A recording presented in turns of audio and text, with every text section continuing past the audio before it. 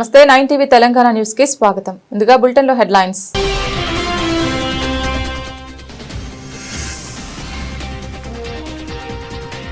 సిరిసిల్ల వస్త్ర పరిశ్రమను ఆదుకుంది కేసీఆర్ ప్రభుత్వమేనని వెల్లడించిన ఎమ్మెల్సీ ఎల్ రమణ.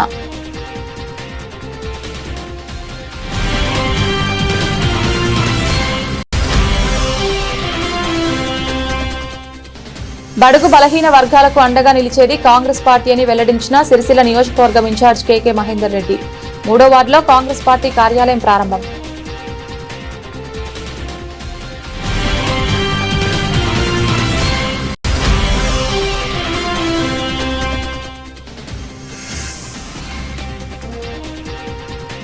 ఈ నెల 11న జరిగే మున్సిపల్ ఎన్నికల కేంద్రాలను పరిశీలించిన ఇన్ఛార్జ్ కలెక్టర్ గరిమా అగర్వాల్.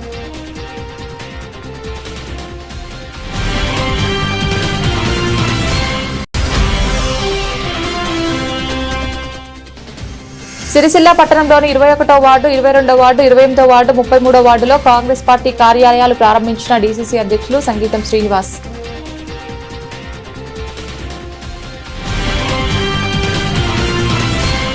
సిరిసిల్ల వస్త్ర పరిశ్రమను ఇక్కడి నేత కార్మికులను ఆదుకునే దిశగా కేసీఆర్ 50 లక్షల నిధిని బతుకమ్మ చీరలతో శాశ్వత ఉపాధిని కల్పించాలని ఎమ్మెల్సీ ఎల్ రమణ అన్నారు. ఈ రోజు సిరిసిల్లలోని తెలంగాణ భవన్ లో ఏర్పాటు చేసిన మీడియా సమావేశంలో ఆయన మాట్లాడారు. 2014 సంవత్సరంలో సిరిసిల్ల పరిస్థితులు ఎలా ఉండేవి, కేటీఆర్ మంత్రిగా కొనసాగినప్పుడు ఎలా ఉన్నాయో మన కళ్ల ముందే కనిపిస్తున్నాయని ఎమ్మెల్సీ రమణ పేర్కొన్నారు.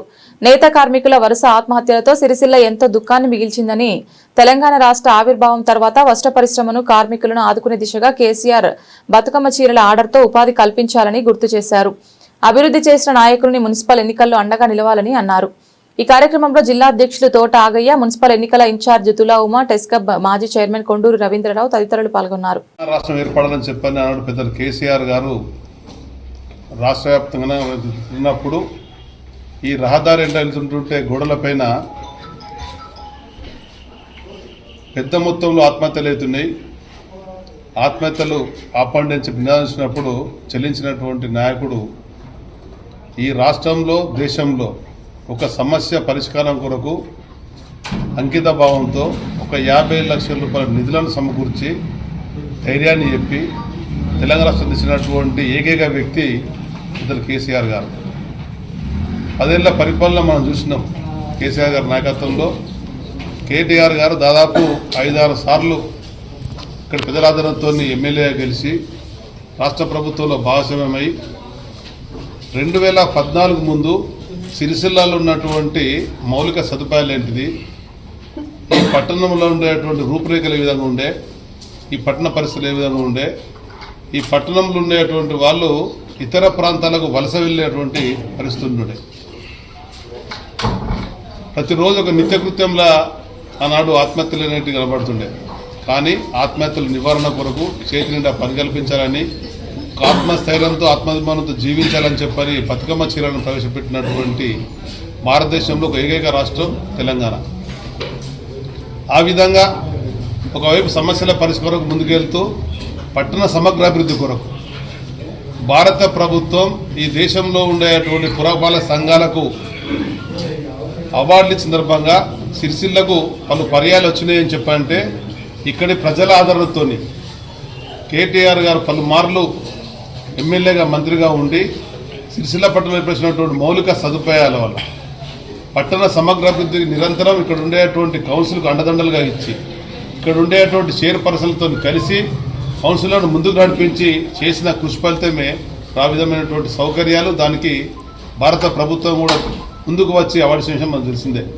అది తిరిగి మళ్ళీ 2014 తర్వాత 2 పర్యాయాలు ప్రభుత్వం పరిపాలించిన తర్వాత కాంగ్రెస్ తెలంగాణ రాష్ట్రంలో ఉండేటువంటి వాళ్ళు అలవిగా నామూలిచ్చి 200 రూపాయల పింఛను 2000% కేసీఆర్ కన్నా మేము డబ్బులు ఇస్తాం 4000 అని చెప్పని అటు పింఛన్దారులకు కానీ, అటు దివ్యాంగులకు కానీ, మహిళలకు కానీ, యువతులకు కానీ, యువకులకు జాబ్ల విషయమే కానీ ఈ విధంగా 6 గ్యారెంటీల పేరు మీద 420 హామీలతో ముందుకు వస్తే సిరిసిల్ల, అదేవిధంగా కరీంనగర్, జగిత్యాల, కొరుట్ల, హుజూరాబాద్ ఉండేటువంటి ఓటర్లు మాకు అవకాశం ఇచ్చినా కానీ మిగతా వాళ్ళ అవకాశం ఇవ్వడం వల్ల రాష్ట్రంలో కాంగ్రెస్ ప్రభుత్వం ఏర్పడినటువంటి ప్రభుత్వం గతంలో ఉన్నటువంటి ప్రభుత్వంలో ఏవైతే మంజూరైన పనులు ఉన్నాయో ఏవైతే బిల్లులు పెండింగ్ ఉన్నాయో అవి చెల్లించుకుంటూ పనులను కొనసాగిస్తూ నూతనంగా వచ్చిన హామీలు అమర్చేటువంటి కార్యక్రమం సంప్రదాయం మనం గత స్వాతంత్రం నుంచి మనం చూస్తున్నాం.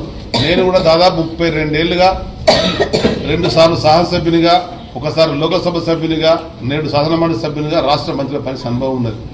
కాదుపడి చైర్మన్ కూడా పనిచేసిన. అనేక జీవోలు మాకన్నా ముందు తెస్తే వాటిని పరిష్కారం కొరకు ప్రభుత్వ పరంగా కానీ ప్రతిపక్షంలో ఉన్నప్పుడు కానీ చేసిన అనుభవాలు ఉన్నాయి.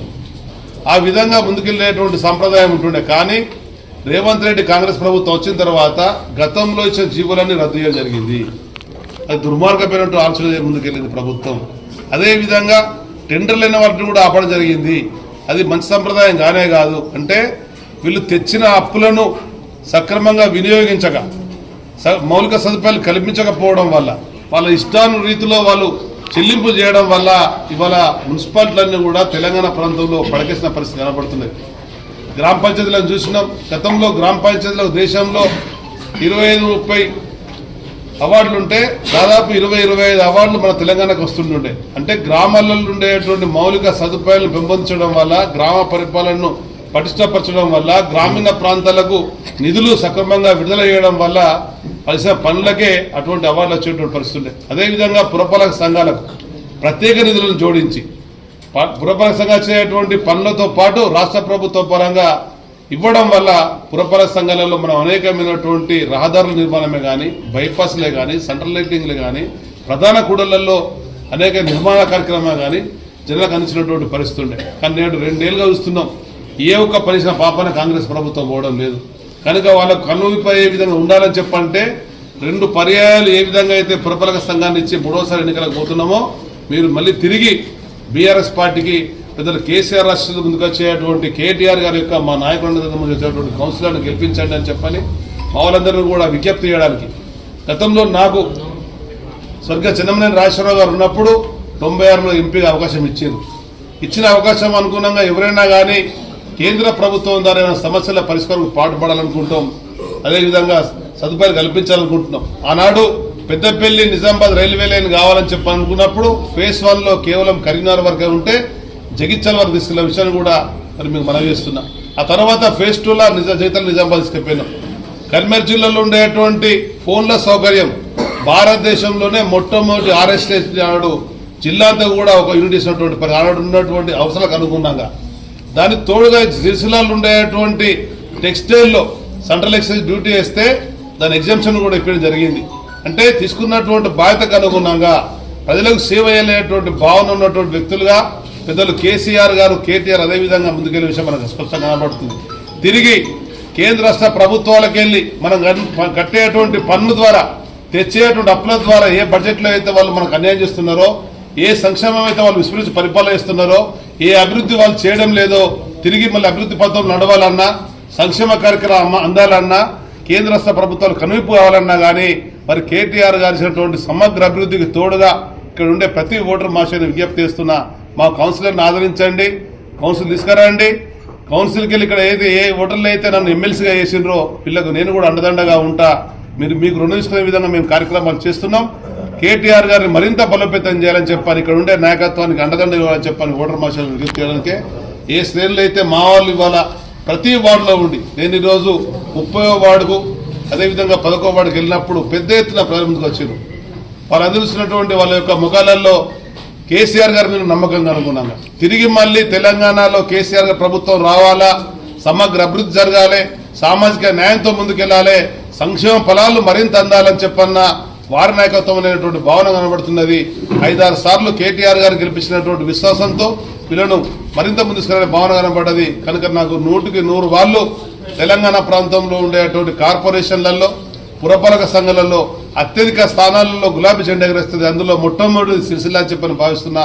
అది కృషి చేస్తున్నటువంటి మనవలందరూ కూడా మనస్ఫూర్తిగా అభినందిస్తూ, ఏ విధంగా అయితే మనం గత ఎన్నికలలో మాట ఇచ్చి తెలంగాణ సాధిస్తా అని చెప్పినటువంటి నాయకుని వెంట ఉండి తెలంగాణ సాధకునిగా భారతదేశంలో వారి నాయకత్వంలో సాధించినటువంటి శ్రేణులు, తెలంగాణ సమగ్రతకు నిరంతరం పాటుపడినటువంటి శ్రేణులు మరింత ఉత్సాహంతో దిగ్విజయంతో ముందుకెళ్లాలని చెప్పని తిరిగి మన ప్రభుత్వం రావడం ఖాయం. ఏ పార్టీ అయితే, ఏ నాయకుడైతే మాట ఇచ్చి ప్రజలకు తప్పించుకుంటాడో అటువంటి నాయకులను క్షమించేటువంటి విషయం తెలంగాణలో మనం చూసినాం. ఎట్టి పరిస్థితులలో ఈ కాంగ్రెస్ ప్రభుత్వం కనువిపోయే విధంగా మనం కార్యక్రమాలు తీసుకోవాలా. దానిలో భాగంగానే ఈ పురపాలక సంఘంలో అత్యధిక స్థానం సాధించాలని చెప్పని కోరుకుంటూ ఇక్కడ నుండి దారిస్తుంటుంటే బండి సంజయ్ గారు కేంద్ర మంత్రి అయ్యిండు, సంతోషపడ్డ ఒక బలహీన వర్గాల బిడ్డ మన కరీంనగర్కి వెళ్ళి ప్రాతినిధ్యం వహిస్తున్నాడు. కేంద్ర మంత్రి అయ్యిండు, మనకు న్యాయం జరుగుతుందని చెప్పని. ఇక్కడ టెక్స్టైల్ పార్కు ఒకనాడు ఇతర ప్రాంతాలకు వెళ్ళి ఇక్కడికి వచ్చి నివాసం ఉండి పనులు చేసుకొని పుట్టగడుపుకునేటువంటి వాళ్ళు ఈ కేంద్ర ప్రభుత్వ నిర్లక్ష్య వైఖరి వల్ల, కేంద్ర ప్రభుత్వం వాళ్ళు అభివృద్ధి కార్యక్రమాన్ని మరిచిపోవడం వల్ల తిరిగి ఇక్కడికి వెళ్ళి తిరిగి వాపసు పోతున్నారు అని చెప్పంటే మళ్ళీ బాధ కలిగే విధంగా వారి యొక్క నాయకత్వం ఉంది. ఇప్పటికైనా వాళ్ళు కేంద్ర రాష్ట్ర ప్రభుత్వాలు సరైన విధంగా ఒళ్ళు దగ్గట్టుకుని పని చేయాలని చెప్పంటే మన దగ్గర ఉండేటువంటి ప్రధానమైనటువంటి ఓటు అనే ఆయుధం, ఈ ఆయుధాన్ని ఉపయోగించుకుందాం. ఈ ప్రభుత్వాల మెడలు వంచుదాం, మనం అనుకున్నటువంటి పనులు చేసుకుందాం. దానికి మన కేటీఆర్ గారిని మరింత బలోపేతం చేయాలని చెప్పని, కేసీఆర్ గారి శ్రేణులు నడుస్తున్నటువంటి కృషి మరింత ఫలించాలని చెప్పని మనసారా కోరుకుంటూ ధన్యవాదాలు. జై హింద్, జై తెలంగాణ. కాంగ్రెస్ పార్టీ అంటేనే బడుగు బలహీన వర్గాల అభ్యున్నతికి కృషి చేసే పార్టీ అని సిరిసిల్ల నియోజకవర్గ కాంగ్రెస్ పార్టీ ఇన్ఛార్జి కేకే మహేందర్ రెడ్డి అన్నారు. ఈ రోజు సిరిసిల్ల పట్టణంలోని విద్యానగర్ 3వ వార్డులో కాంగ్రెస్ పార్టీ కార్యాలయాన్ని జిల్లా అధ్యక్షులు సంగీతం శ్రీనివాస్తో కలిసి ప్రారంభించారు. అక్రమ సంపాదనతో ఓటర్లను మభ్యపెట్టడానికి వచ్చే టీఆర్ఎస్ నాయకులతో జాగ్రత్తగా ఉండి కాంగ్రెస్ ప్రజాప్రభుత్వానికి మద్దతు తెలపాలని మహేందర్ రెడ్డి ఓటర్లకు విజ్ఞప్తి చేశారు. గత 10 ఏళ్లలో కేటీఆర్ అండ చూసుకుని ఎలా దౌర్జన్యాలకు పాల్పడ్డారో మీరందరూ ఒకసారి గుర్తు చేసుకోవాలని అన్నారు.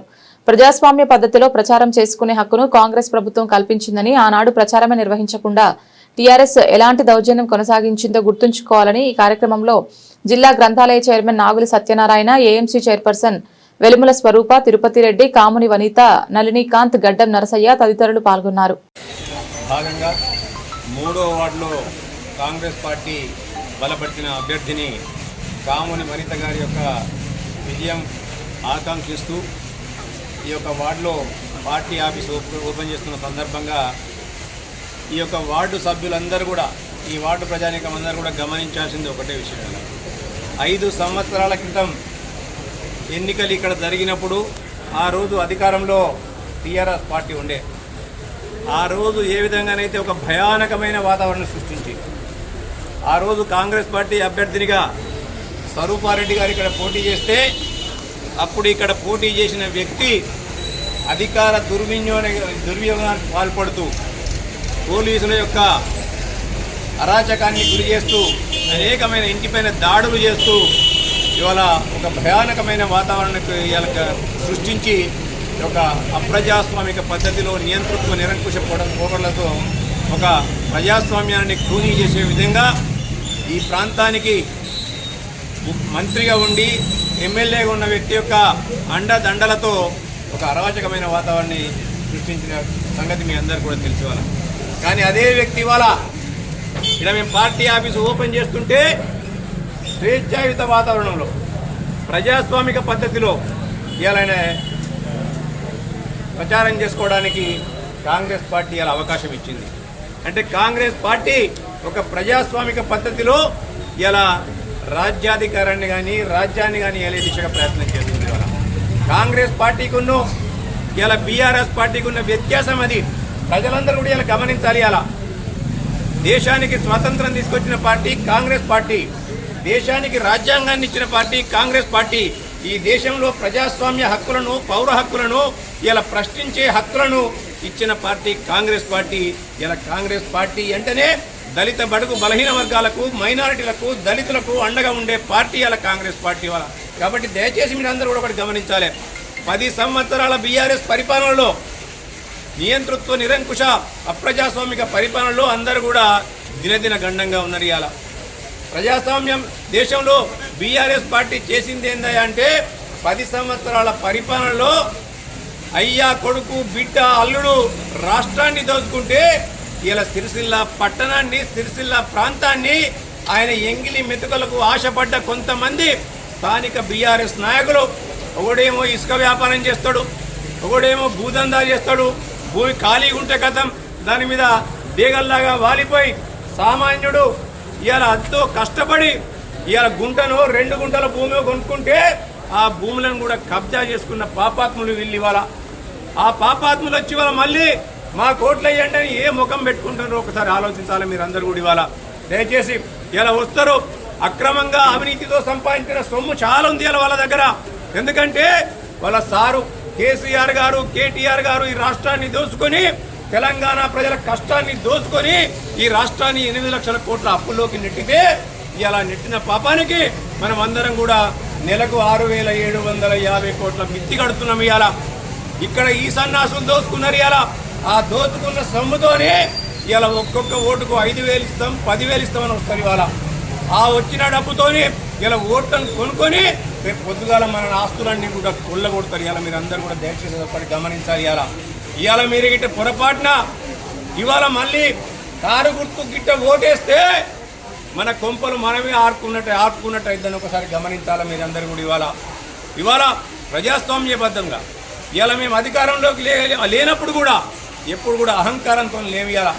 ఇవాళ వాళ్ళు అధికారం కోల్పోయినా కొని అహంకారంతో మాకెందుకు ఓటయ్యారు, మీరు ఓటేసి కాంగ్రెస్ పార్టీకి ఓటేసి తప్పు చేసిండ్రంటండి. ఇవాళ తప్పెందుకు చేసిండ్రో ఒక్కసారి వాళ్ళందరూ కూడా ఆత్మవిమర్శలు చేసుకోవాలి. ఇలా మహిళలకు ఉచిత బస్సు ప్రయాణమే తప్ప అని నేను అంటున్నా.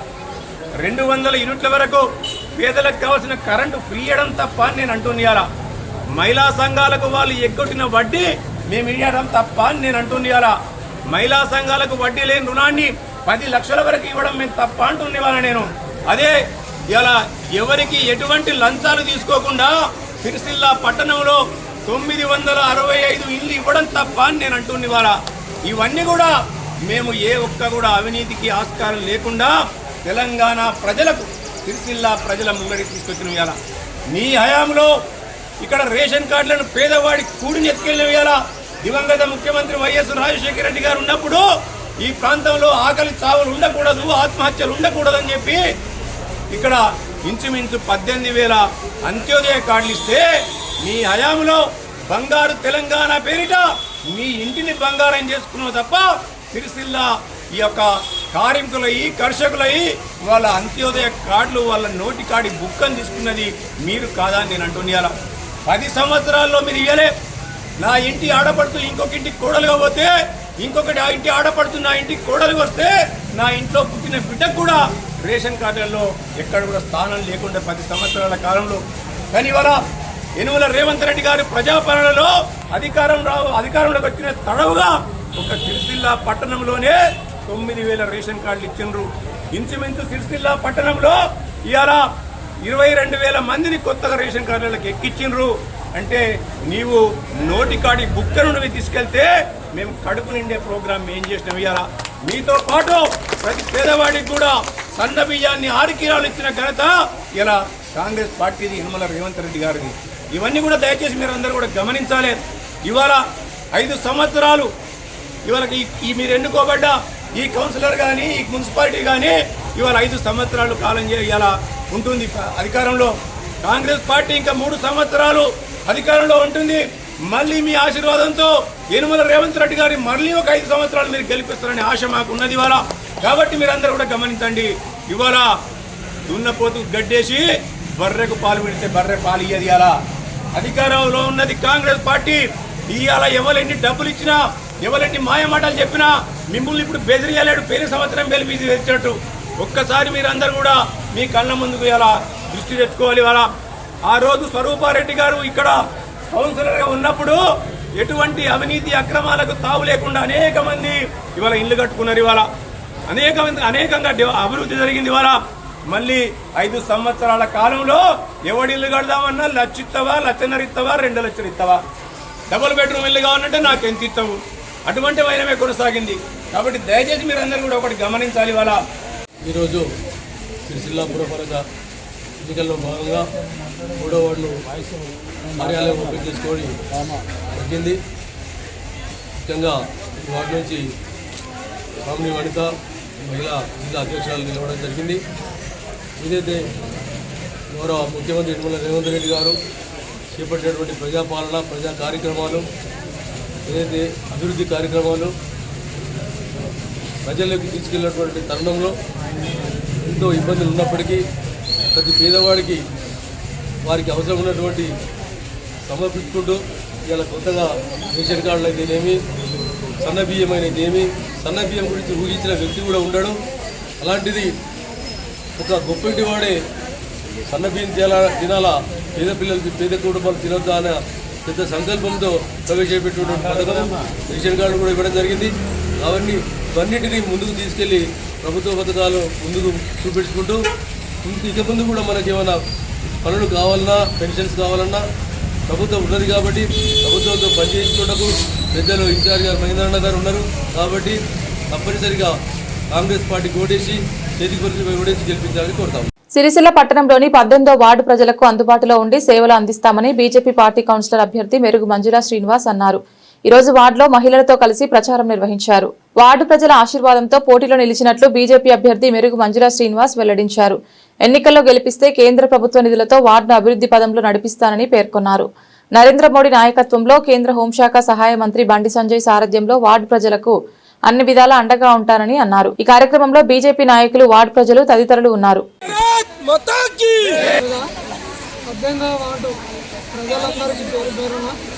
నమస్కారాలు తెలియజేసుకుంటూ, గతంలో కూడా నేను భారతీయ జనతా పార్టీ అభ్యర్థిగా పోటీ చేసిన కొద్ది ఓట్లతో పరాజయమైన అయినా నేను అప్పటి నుండి వాటిలో ప్రజలకు వివిధ రూపాలుగా సేవ చేసుకుంటూ వారికి ఏ కష్టం వచ్చినా నా వంతు నేను ముందుండి నాతో అయినంత వరకు చేసిన సేవలు వాటి ప్రజలు దాన్ని గుర్తుంచుకొని ఈసారి మీరు పోటీ చేయాలి అని కోరగా ప్రజల కోరిక మేరకు నరేంద్ర మోడీ గారి నాయకత్వంలో, బండి సంజయ్ గారి నాయకత్వంలో, జిల్లా అధ్యక్షులు రెడ్డపోన గోపి గారి నాయకత్వంలో, పట్టణ అధ్యక్షులు దుమ్మాల శ్రీకాంత్ గారి ఆధ్వర్యంలో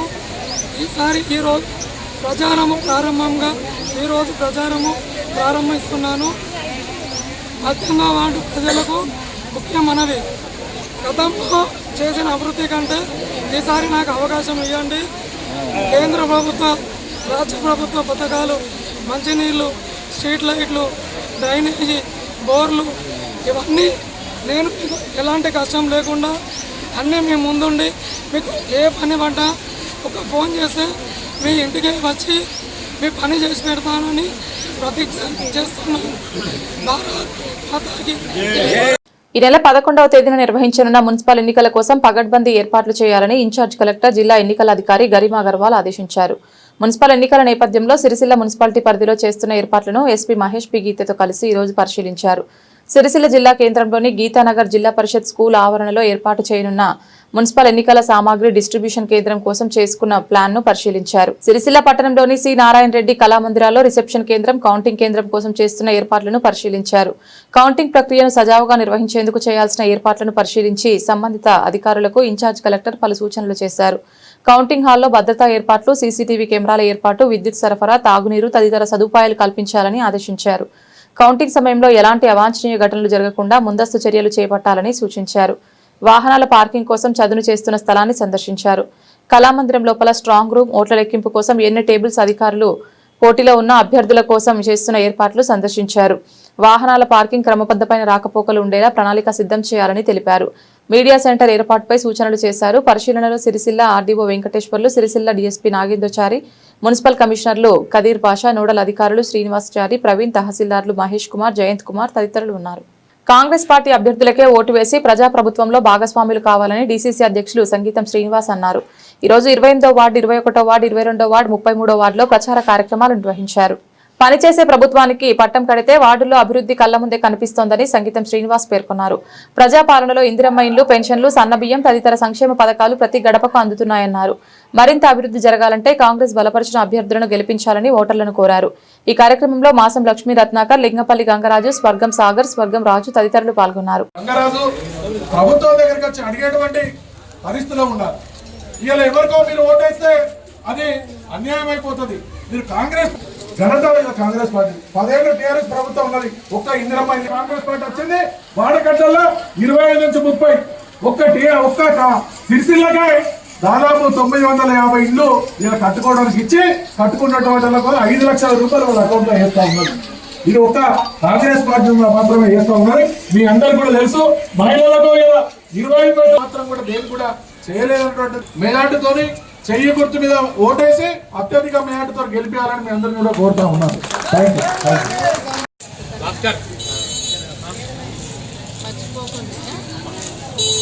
మర్చిపోకండి కొంచెం.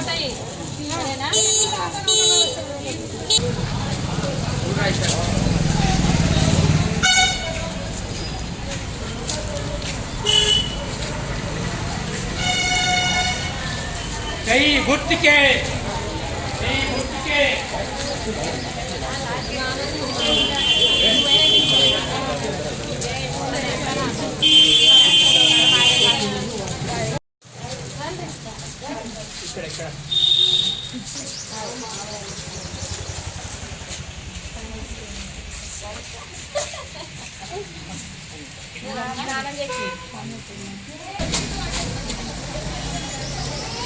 జై కాంగ్రెస్.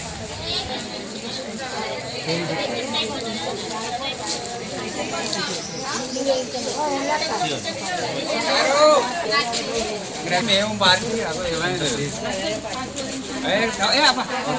సంతోషం, మంచిగా తిరుగుతుంది కల్చర్.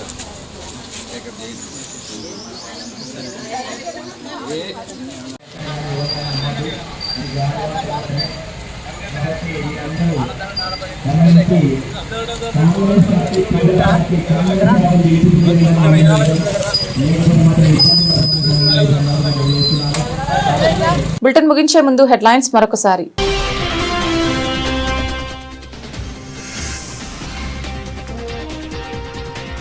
సిరిసిల్ల వస్త్ర పరిశ్రమను ఆదుకుంది కేసీఆర్ ప్రభుత్వమేనని వెల్లడించిన ఎమ్మెల్సీ ఎల్ రమణ.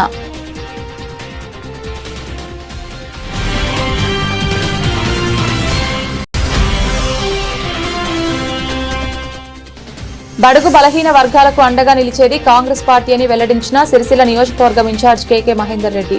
3వ వార్డులో కాంగ్రెస్ పార్టీ కార్యాలయం ప్రారంభం.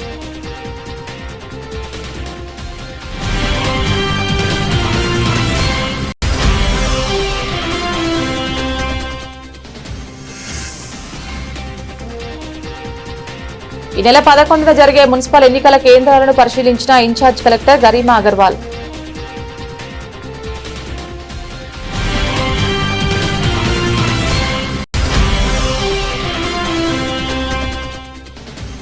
సిరిసిల్ల పట్టణంలోని 21వ వార్డు, 22వ వార్డు, 28వ వార్డు, 33వ వార్డులో కాంగ్రెస్ పార్టీ కార్యాలయాలు ప్రారంభించిన డీసీసీ అధ్యక్షులు సంగీతం శ్రీనివాస్.